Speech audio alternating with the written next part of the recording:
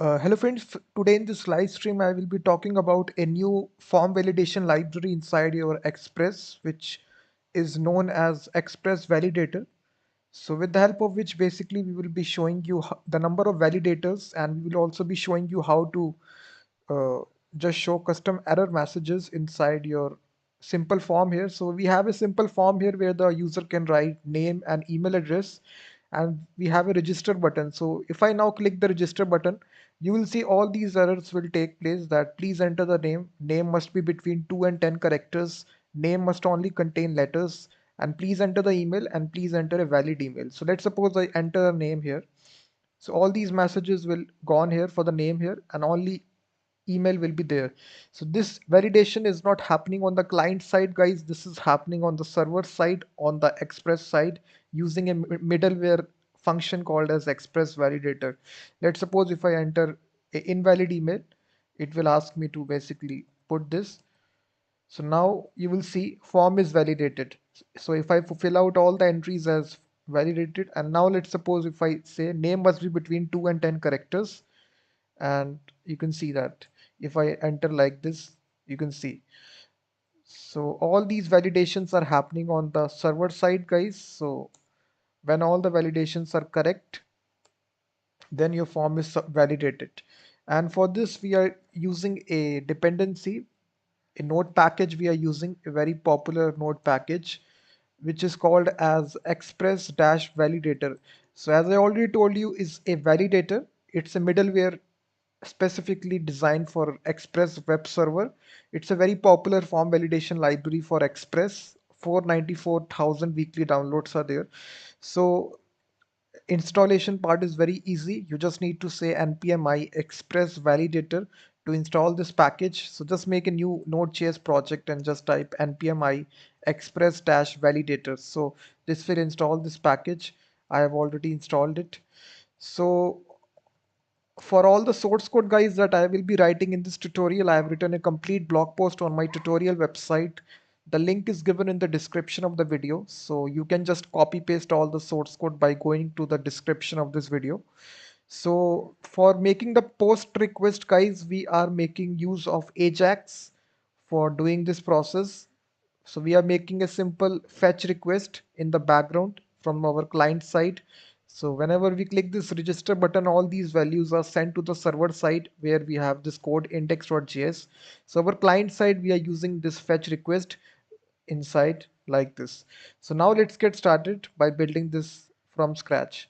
Let me delete all this.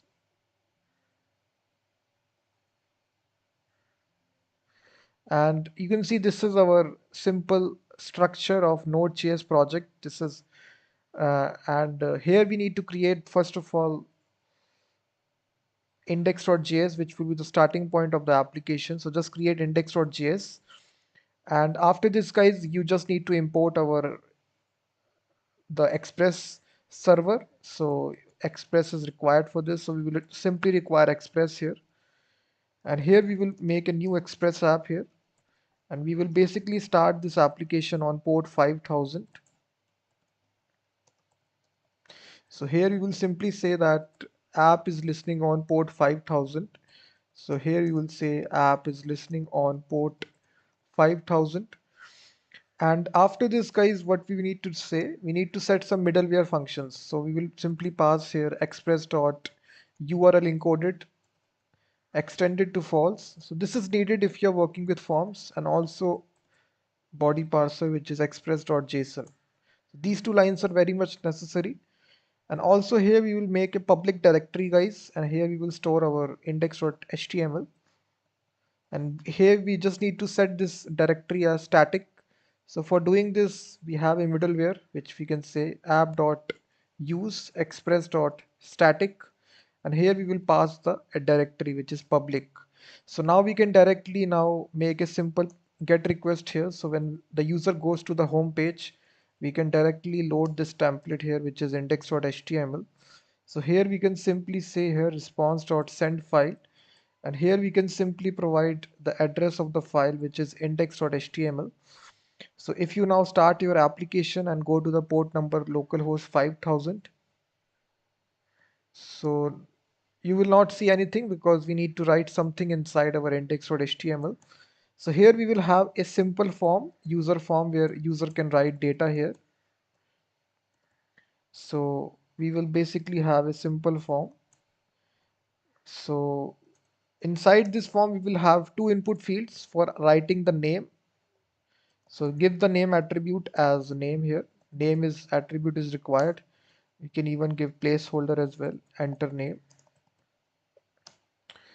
And also we will basically have input type email, and this will be for the email address. So name is equal to email.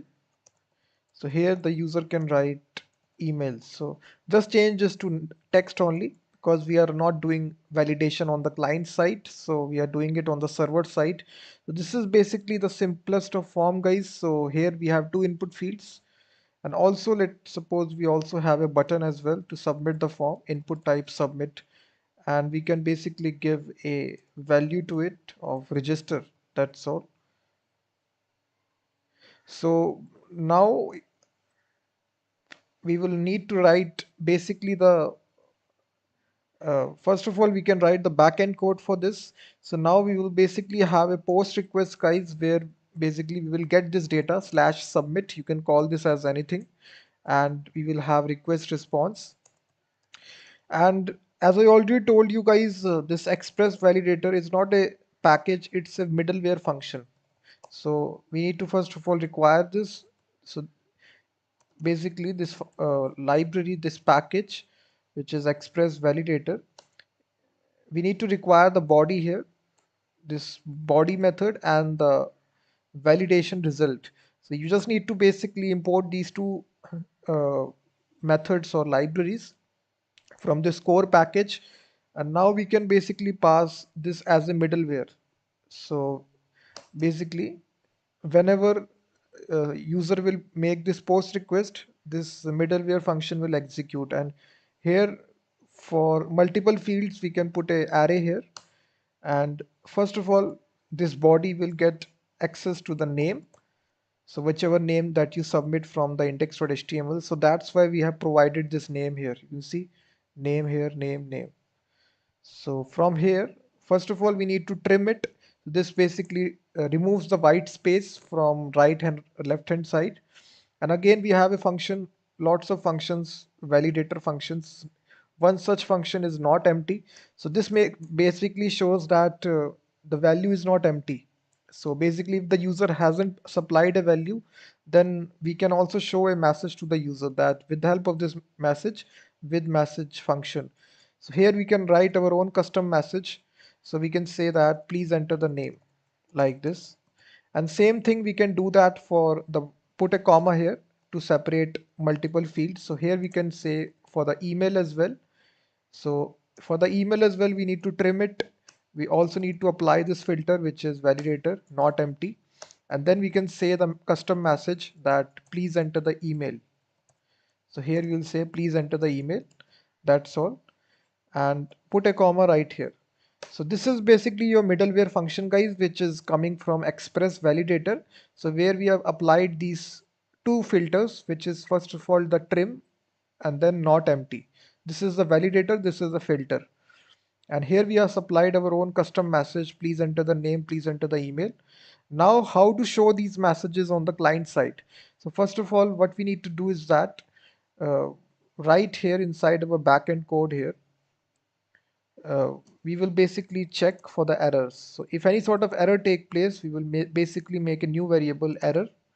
And here we will make use of this validation result. So this will automatically catch all the errors based upon the schema that we define here, validators. And here we just need to pass our request. That's all. So request contains all the data that is submitted by the user. And after this, we will have basically a if condition that if errors is not empty, so this will return false. So in that case, if errors do exist, then in that case we need to return this as JSON. So we will basically say it's a status to be 422, and then we will return as a JSON response. We will have a property called as errors, and here we will pass the errors dot array. like this. We will convert the validation errors as an array. So this basically converts all the errors to an array and returns as a JSON response. That's all. So if no errors have been there, guys, then we will simply return a JSON response with a status of 200. And here we can say the message will be simply form is validated. That's all. So this is basically your backend request, guys, backend server. This is the endpoint slash submit. We have defined all the filters. We have defined the errors and the success message. Now we need to consume this using the front end index.html. How we can do that? Basically, here we can write some client-side JavaScript code for making a simple fetch request. And but before that, we will also declare this. We will declare a class for this error messages. Here we will display our error messages if any sort of error messages are there. And lastly, we will display the success message here. We have given the ID here to success and class to this. That's all. And right here, we will first of all get references to all the elements. We will use query selector here. And here we will pass the form here. We will also get reference to the error messages. Again, for this, we will use document.query selector. And here we will pass basically the class types. For the class, as you all know, we need to use dot syntax. So we have given the class to that. You can see that error messages. And similarly, we can get reference to the success as well. Document.get element by ID, which is success. So in this way, we are using this. So after we do this, guys, we can basically bind a simple event listener. So whenever the form submits here, e parameter will be passed here, and we will first of all prevent the auto submission of the form by calling e.prevent default.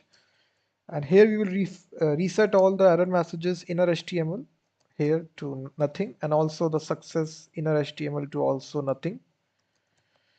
And now, guys, we will basically make a simple fetch request. First of all, we will get the form data. We will declare new form data, and we will simply pass the form here directly here.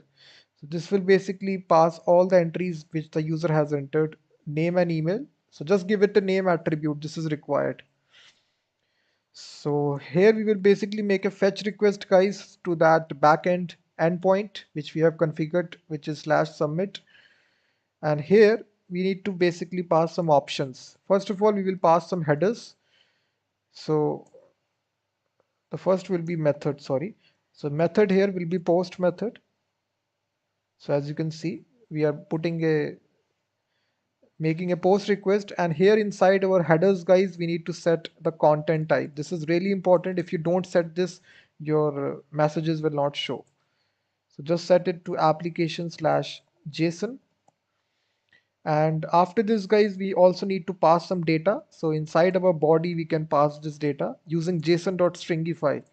So you need to wrap all the data inside json.stringify. Basically, it converts the object or array to be a JavaScript string. And here we will pass two things: the name, the person. We will use form data dot get, and here whatever is the name attribute that you have given right here, you will see that. And we will put a comma. Similarly, we will pass the email, form data dot get email. That's all.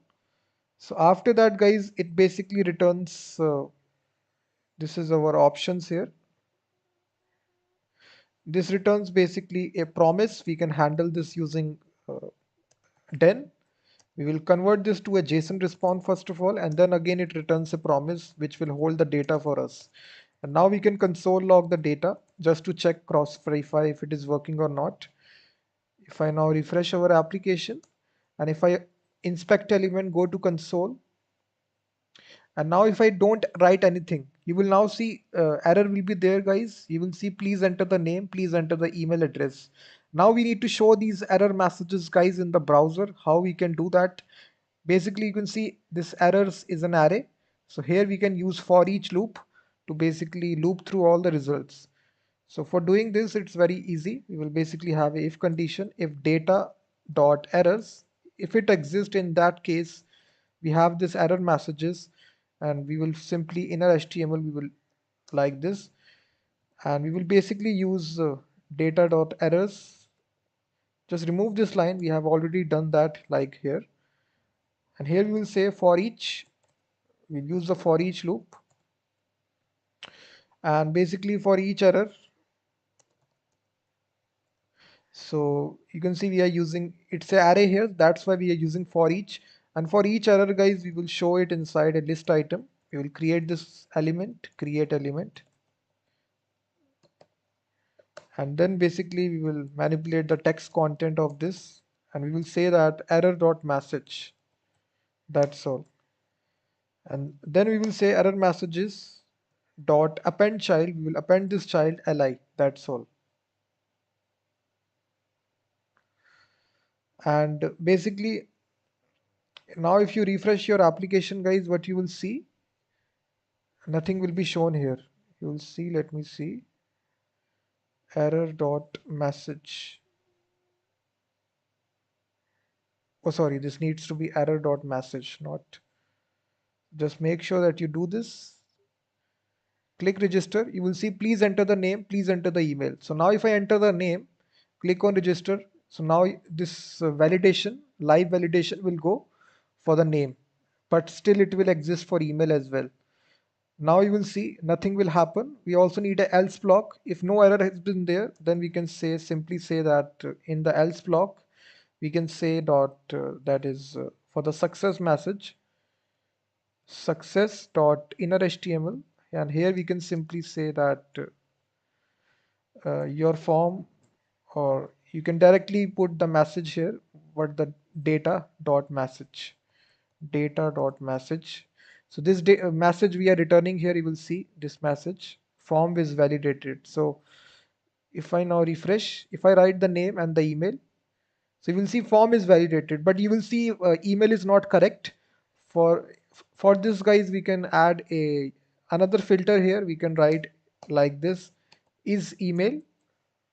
This is basically the filter. We need to apply this after this, not empty one. And here we can apply this custom message, please enter a valid email, like this. So how you can see, guys, how easy this middleware library is, that form validation library. You can basically choose multiple instances here. Please enter a valid email. So now it was also checking for the validity of the email. You will see form is validated. So if you say like this, now this form is uh, please enter a valid email. So you can see it is working very nicely. And you can check the documentation, guys. A lot more filters are already available. Let me show you some more filters. One such filter is for the length as well. So let's suppose you this there is this filter which is length. Sorry, let me say dot is length. So this basically takes the minimum characters and the maximum characters. Let's suppose my name has to be minimum 5 characters and max it should be 15 characters. So now we can simply say a message, please enter the name with please enter the name between 2 and 10 characters. Sorry, 5 and 15 characters. So now the minimum characters is 5 and the maximum characters is 15. So now if you refresh this application here, so now you can see the validation is there, form is validated. So now if I write here less than 5 characters, you will see please enter the name between 5 and 15 characters. And now if I just written greater than 15 characters, still this error message will stay. Now if I don't write anything, you will see all these error messages will say, please enter the name, please enter the name between 15 and 5 and 15 characters. So this is basically form validation happening on the server side, guys. For any reason, if the client side validation is disabled or the client has disabled JavaScript, then it's a very handy middleware function for Express if you're building it Express application. So this Express validator makes sure that your validation is done right here. I have shown you a complete example. So all the source code is given in the description of the video. Thank you very much for watching this video, and I will be seeing you in the next one.